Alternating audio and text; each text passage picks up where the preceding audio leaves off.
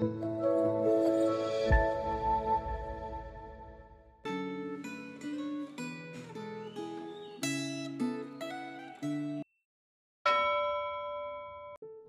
saudaraku yang dikasih dalam Tuhan. Hari ini kita akan sama-sama merenungkan firman Tuhan dengan tema panggilan Tuhan. Sebelumnya mari kita berdoa. Tuhan, terima kasih buat kebaikan-Mu dalam kehidupan kami. Bersyukur buat hari ini Kau masih berikan kesempatan bagi kami untuk merenungkan firman-Mu. Kiranya Tuhan tolong supaya kami boleh mengerti isi hati-Mu dan mampukan kami untuk melakukan firman-Mu dalam kehidupan kami. Ini yang menjadi kerinduan kami. Dalam nama Tuhan Yesus kami berdoa. Amin. Saudara yang dikasih dalam Tuhan, kita akan merenungkan dari Yeremia pasal 1. Kita tidak akan membaca keseluruhan dari perikop ini, tapi kita hanya akan membaca ayat yang kelima, ayat 10 dan ayat 16. Demikian firman Tuhan. Sebelum aku membentuk engkau dalam rahim ibumu, aku telah mengenal engkau. Dan sebelum engkau keluar dari kandungan, aku telah menguduskan engkau. Aku telah menetapkan engkau menjadi nabi bagi bangsa-bangsa.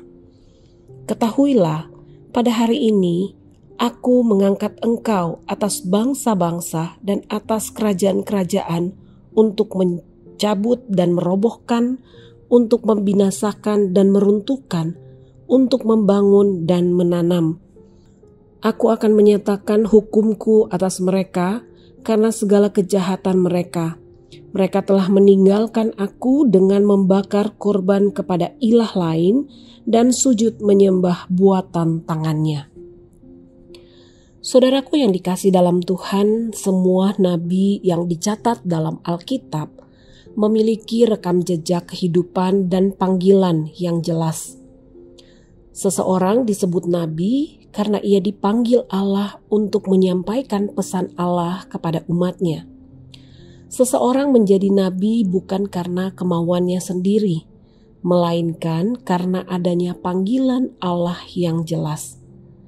Sebelum menyampaikan pesan Allah, para nabi umumnya diperkenalkan atau memperkenalkan diri mereka.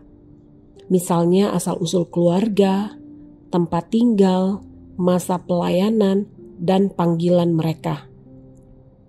Perkenalan ini membuktikan bahwa pesan yang mereka sampaikan berasal dari Allah, sehingga pesan mereka mengandung otoritas Allah. Mereka juga melayani pada konteks waktu atau konteks historis yang jelas. Mereka bukan tokoh legenda, melainkan mereka adalah manusia biasa yang dipakai Allah untuk menyampaikan kehendak Allah kepada umatnya. Panggilan yang jelas dalam kehidupan para nabi menolong mereka untuk bertahan menghadapi kesulitan dalam pelayanan mereka.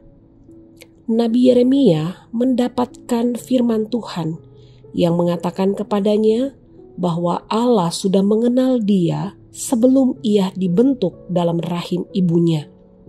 Sebelum ia keluar dari kandungan, Allah telah menguduskan dan menetapkan dia menjadi nabi bagi bangsa-bangsa.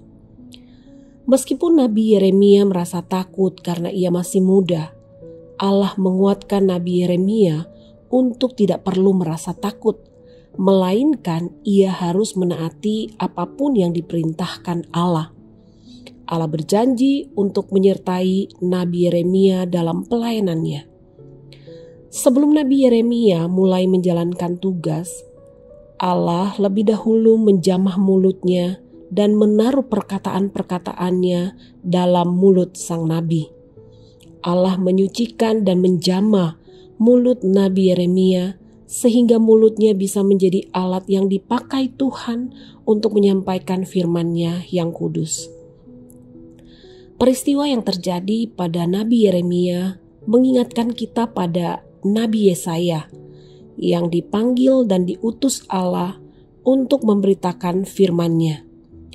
Sebelum Nabi Yesaya mulai bertugas melalui malaikatnya, Allah juga menyucikan mulut Nabi Yesaya. Bila Allah memanggil kita, Ia tidak akan membiarkan kita begitu saja. Panggilan Allah selalu disertai penyertaan Allah terhadap siapapun yang Ia panggil. Ketika Ia mengutus seseorang, baik sebagai rohaniwan di gereja atau di lembaga Kristen, atau sebagai misionaris, atau untuk melakukan tugas apapun, Allah pasti akan melengkapi orang itu. Tuhan Yesus mengutus setiap orang percaya untuk pergi memberitakan Injil dan menjadikan semua bangsa muridnya, dan Ia berjanji untuk menyertai kita. Apakah Anda menyadari panggilan Anda dan melaksanakan panggilan tersebut? Mari kita berdoa. Tuhan, tolong kami supaya kami boleh diberikan kesadaran yang baik untuk mengerti panggilan Tuhan atas hidup kami. Biarlah Allah Roh Kudus memampukan kami untuk menjalani panggilan-Mu di dalam kehidupan kami, dan dimanapun kami berada, biarlah boleh menyatakan kemuliaan-Mu. Terima kasih, kami bersyukur buat firman-Mu. Kami menyerahkan hidup kami sepanjang hari ini dalam tangan-Mu. Dalam nama Tuhan Yesus kami berdoa. Amin.